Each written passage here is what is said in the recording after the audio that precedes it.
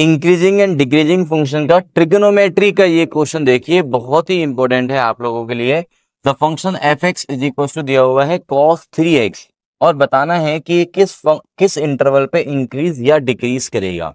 तो सबसे पहले क्या करना है आपको, एफ एक्स का डेरिवेटिव यानी कि एफ डैश एक्स निकाल लेना है। तो cos 3x का डेरिवेटिव हो गया माइनस का sin 3x और विद मल्टीप्लाई में 3 और आएगा। क्यों? क्योंकि एंगल में जो 3x है उसका भी तो डेरिवेटिव होगा और cos का डेरिवेटिव माइनस आता है तो इसलिए माइनस लगा दिया।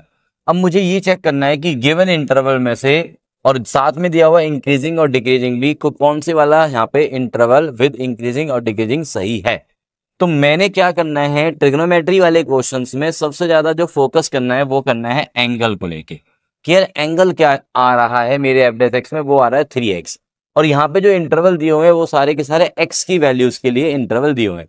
तो मैंने कहा कि यार x की वैल्यू जब π/6 से π/3 के बीच में है, जब x की वैल्यू π/6 से π/3 के बीच में होगी तो हमारा जो एंगल 3x है वो कहाँ से कहाँ होगा सर, 3 से मल्टीप्लाई कर देते हैं। ओके जी, तो ये हो गया π/2 से पाई के बीच में।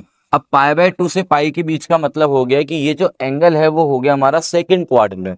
सेकंड क्वाड्रेंट में साइन कैसी वैल्यू लेता है सर, वो लेता है पॉजिटिव वैल्यू। पॉजिटिव के साथ नेगेटिव मल्टीप्लाई हो रहा है, इसका मतलब फाइनली जो एफ डैश एक्स की वैल्यू है वो नेगेटिव आएगी। इसका मतलब जो फंक्शन होगा वो डिक्रीजिंग होगा। यहाँ पे लिखा हुआ है इंक्रीजिंग वर्ड, तो इसका मतलब ये ए ऑप्शन हो गया हमारा गलत।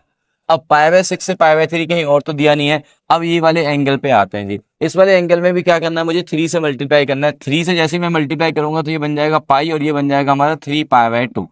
पाई से मतलब हो गया हमारा 180 और 3π/2 से मतलब हो गया 270। इसका मतलब क्वाड्रेंट हो गया हमारा थर्ड क्वाड्रेंट में साइन क्या होगा सर, नेगेटिव होगा और नेगेटिव बाहर भी है तो मल्टीप्लाई करके वो पॉजिटिव बनाएगा। इसका मतलब फंक्शन इंक्रीज करेगा। इसका मतलब ये डिक्रीजिंग वाला ऑप्शन भी गलत हो गया जी।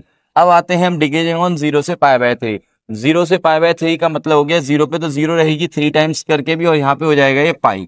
तो 0 से पाई, इसका मतलब फर्स्ट और सेकंड दो क्वाड्रेंट्स को कवर कर गया।